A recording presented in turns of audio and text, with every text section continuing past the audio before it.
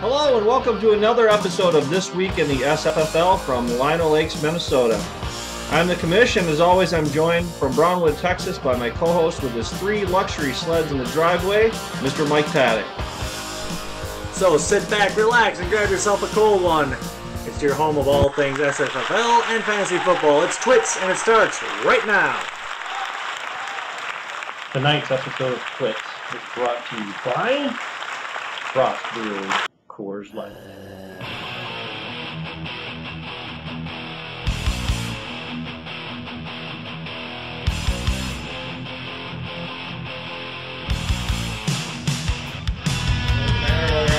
Alright, so it should be good. Do your thing, Mike. Alright,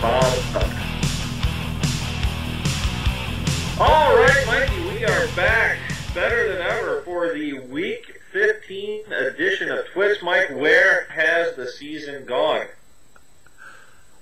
3 scant weeks left in this season, and things are still pretty tight. Yep, I know both of our Twitter accounts have been blowing up. People asking what our holiday schedule is going to be like for TWITS, Mike, and so I think logistically we've got that worked out with the programming department, marketing, etc.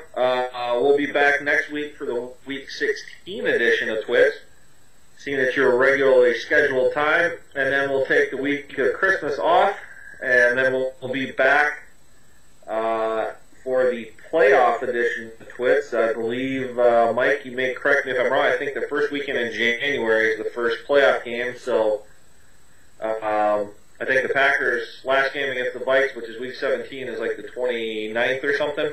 Right, but the only way we'll be back is if the Mayans are wrong. Yes, well, yeah, that goes without saying. So it's a holiday / end of the world break. Yeah, they have been wrong before, Mike. They are not undefeated. Ask Cortez. But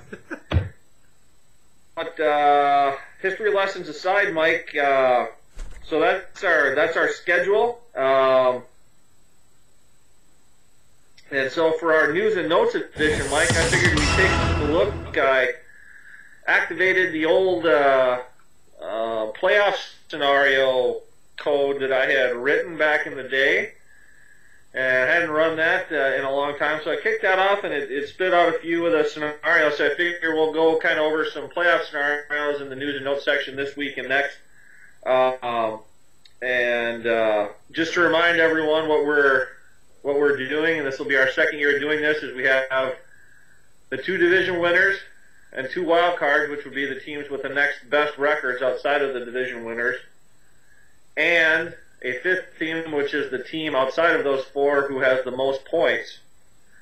Those teams will advance to the playoffs, and the remaining 5 will be in what's called the bottom 5 draft, Mike, and that's going to be used to determine draft order for next year. And for the bottom 5, what happens is it'll mimic the exact same format as we do for the top half. Seeds 5 and 4, which would be your teams that just missed the playoffs, so they have the best records, they're going to get buys. Then the bottom 3 teams battle it out wild card weekend, just like they do in the normal format. And then the top 2 advance. That'll get us down to 4 teams, and then starting in the division round, everyone's the remaining 4 teams in the top and bottom halves will compete, and points will be cumulative through the Super Bowl. So that is our playoff structure. So with that, Mike, it looks like according to the program I ran, there's certainly some things that may kind of be decided based upon point differential. But what we know for sure, Mike, playoff-wise, is 3 things. First of all, Bill, with a win this weekend, will be in the playoffs. He's taking on Evan. So a win for Bill, and he is in. Thad will be in with a win and an Evan loss. Would put Thad in the playoffs. And the commish with a win or an Evan loss will be assured of being in the playoffs. All roads roads lead through Evan. Yes.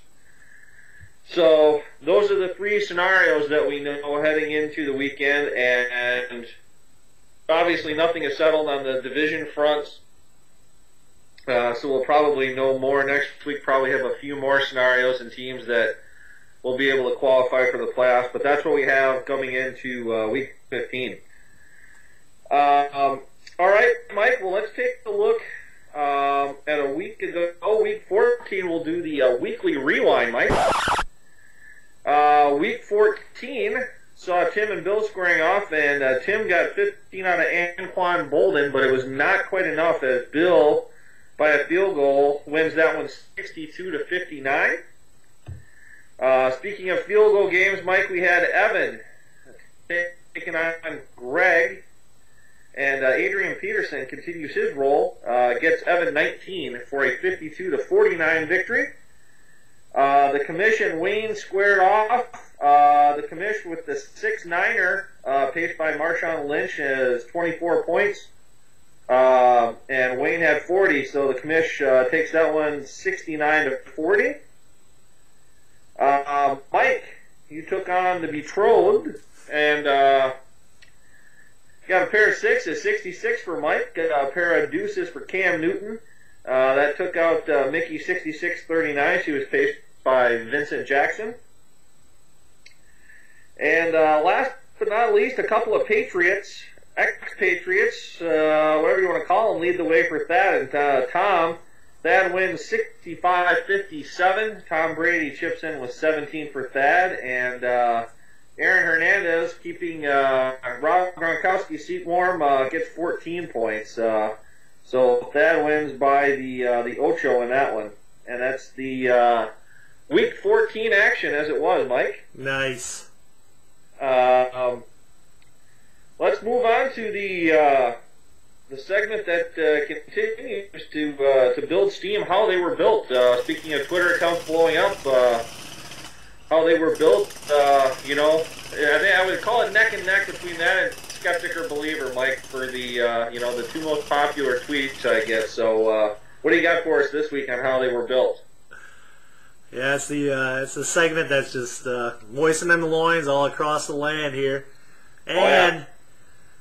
The commish knew that he had limited time to get into the how they were built segment, so what does he do? He goes out and gets the highest points of the week, and that's who we're going to talk about this week. We're going to talk about you, sir. All right, excellent. And how you did it was Drew Brees, your quarterback, got you 10 points overall, 7 bonus, and 1 regulation point. First round draft pick. I think what were you drafting, 10? 9? Somewhere 9. Number 9. Yep, so... And Drew Brees is currently the 4th overall quarterback in the SFFL. Yep. Then you, I think your highest scorer of the week was Marshawn Lynch. He got 18, so he got 3 touchdowns and 6 bonus points. Your 3rd round draft pick. He is currently 5th overall in the SFFL. And then we got a rookie out here, running back Alfred Morris. Got you a touchdown and 6 bonus points. He was a second week free agent for $20 because your 4th round draft pick, Fred Jackson, was out with an injury right away off the board. So, yeah, it was a good spot by you. Alfred Morris is 9th overall in the league, so he's a top 10 back. You got him in the as a free agent. And then wide receiver Torrey Smith got you 1 bonus point. He was drafted in the 7th round. He's 21 overall in the league right now. And Pierre Garçon. Go ahead. No, I was just going to rail on Torrey Smith for a minute. Never know what you're getting out of that guy, so it's always fun watching Baltimore when he plays. Yeah, 7th round draft pick. 7th round draft pick. You never know what you're going to get. No. Don't tell me Donald Driver was drafted in the 7th round. I know that. I know. So Pierre Garçon with a touchdown and 4 bonus points, free agent in week 13 for $10, and he's currently 17th overall in the SFFL. And then tight end Heath Miller, you picked him up as a free agent in week 8 after I had dumped him unceremoniously a couple weeks prior. He got you 3 bonus points, and he's currently 4th overall in the SSFL, and you had to grab him because your 2nd round draft pick, Gronkowski, is out with an injury. So nice fill there. Yeah, I think Gronkowski was number 1. I don't know if he still is, but he was number 1 in the league for quite a while there until he got hurt.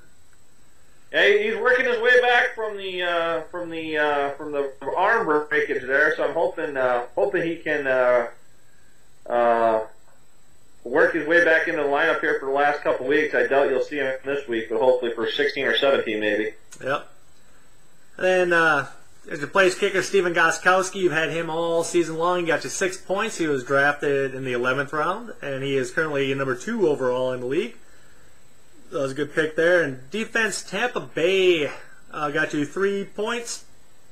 Was a free agent pickup in Week 14 for $1. Make you holla. And they are currently 22 overall in the league, getting you a grand total of 69 points, and that's how they were built. Excellent, sir. Well done again.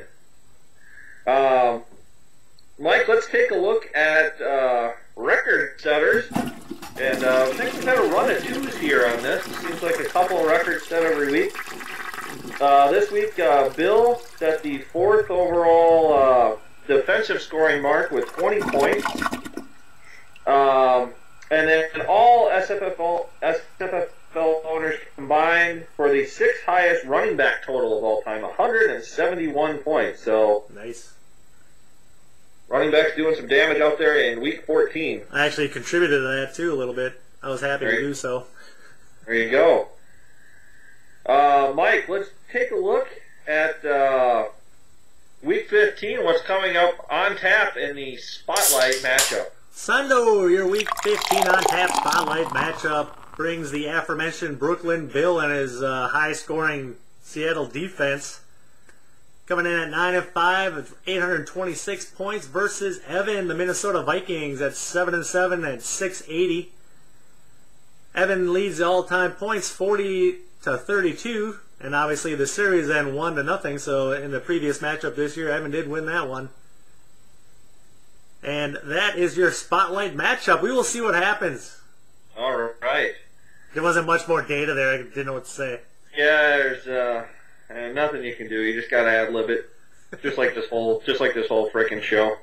All right, Mike. Well, the premium password tonight on the Northern Tier is brought to you by a brewery I've sampled before, the Left Hand Brewing Company out of Colorado. I'm drinking their Warrior IPA with Colorado fresh hops. I'd say it's almost even, it's kind of a combo platter to me between like it's like a red IPA. And I don't know if that's the Colorado fresh hops or not, but kind of a combo platter. I wouldn't even consider it a true IPA, but yeah, definitely a nice change of pace, and definitely worth the asking price. So Warrior IPA on the northern side. Yeah, that fresh hop is like the brewing du jour. That's where they grow their own hops and they pick them just before they put them into the brew kettle. So Okay. it's pretty cool. I'm going with a previous sponsor here. I have the Eyinger Urweiss, which is a dark Weizen, and I don't know if I brought this one out before, but the Eyinger is a very good brewery out of Germany. So that's the second one the wife and I killed off tonight. Nice. But just want to give them props again and say Excellent. And say Grüß Gott. Where did you find the Eyingers? Oh, we got a little place called Specs down here that's about the size of a football field, full of beer and wine and liquor. And rubber buns. So you get rubber buns and liquor. Oh, that's one-stop shopping. Speaking of the premium password, Week 15, Mike, this current week is Xmas. And Week 16, Mike, next week it'll be Bounty. Bounty, not the paper towel. Quicker picker upper. Yeah. Speaking of the not so quicker picker upper, the league finally got around to settling the whole Bounty Gate thing. So we started off the year with that in Week 15, and we have some sort of closure on it. So I don't know if Goodell and Tagliabue are still on speaking terms, but whatever. It's fine. All right, Mike. Well, let's break into the tertiary favorite topic each week on this very program. little segment, Mike, that's called Chalk Talk. And Chalk Talk, for lack of a better word, is taking the old nosedive, Mike.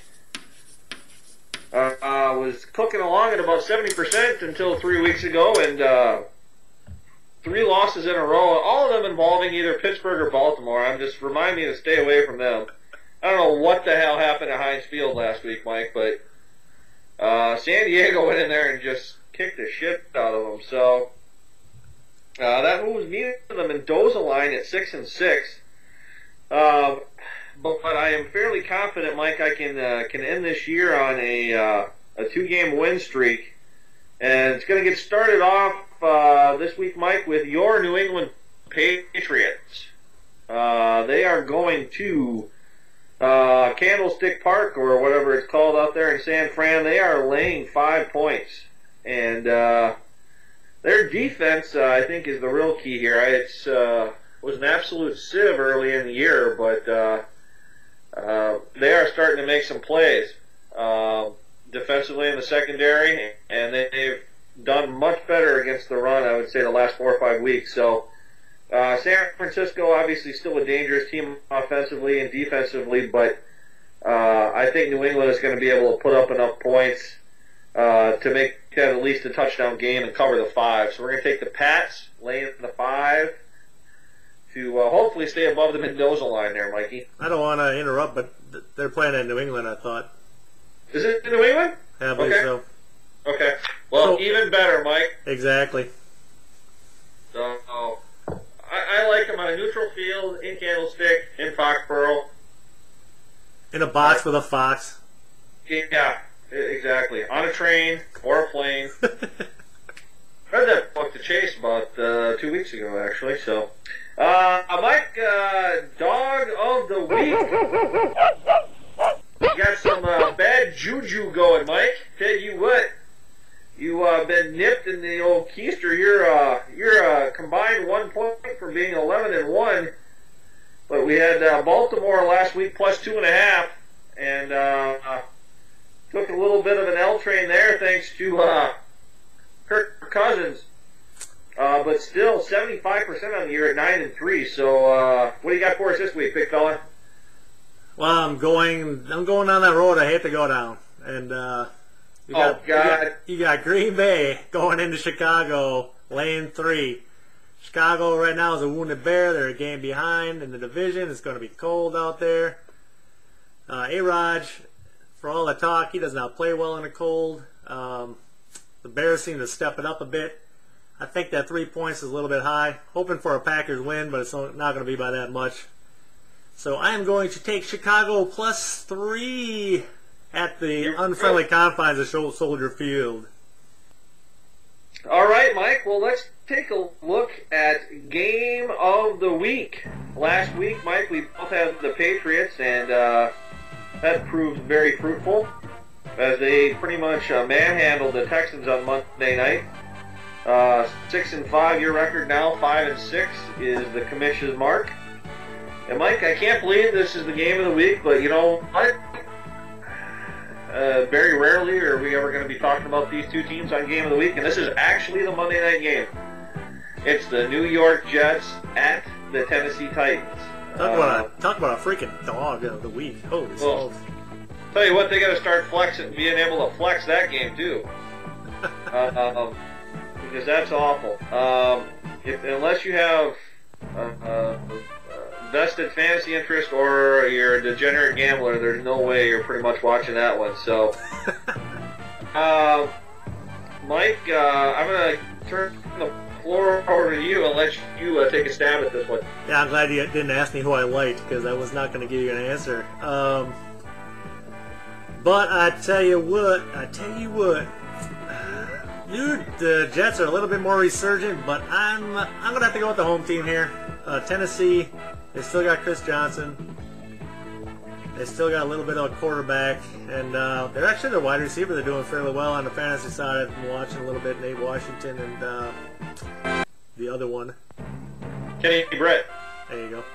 Is Britt doing okay? I thought it was somebody else. Anyway, Had like 9 for 143 last week or something. Yeah, and I don't think New York's they just can't score points, and I think Tennessee has a chance to at least put up 20, 24, 28 points here, which the Jets I don't think can match. So Tennessee, the home dog, but actually not the dog, the home team. I think they're getting 1.5. So we'll go with Tennessee. Mike, little side note to your how they were built there. I believe Nate Washington, a 13th round pick of the commish. So that's a little bonus feature on a little bonus segment there on this week's quiz. Mike, you're bringing him out this week, then, are you? Yeah. No, he's no longer on the squad. But I tell you what, Mike, I really don't give a rat's ass. I don't have the slightest damn clue. These teams are both so bad. They're capable of coming out and putting up 3 points. Or the other one's defense is bad enough that they're capable of putting up 30. So I don't think this is the week for me to take my stab at making up the game on you and getting into a tie. So I'm going to go ahead and take the Titans too, take the home team. Tirico and Gruden should have a hell of a lot of fun with this one. So it might be worth it just to pick it up in the fourth quarter and listen to those two. Exactly. Try to come up with some kind of hyperbole for the game. Yeah, I've got a pretty sweet Frank Caliendo. I don't know if you ever heard his impersonation of John Gruden. Oh no. All right, I'll send you the link. It's pretty epic. It's actually, I think his impression of Gruden is actually more on than his impression of Madden, so it's pretty impressive. So, all right, but that'll just about do it for the Week 15 edition of TWITS. If you'd like to see this episode or any past episodes, you can head on over to vh1classic.com or just go to YouTube and type in the keyword TWITS. So for my co-host Mike Paddock, we will see everyone back here next week, Week 16, last regular season edition of TWITS for the year. And we will talk to everyone at that time. Adios. Adios.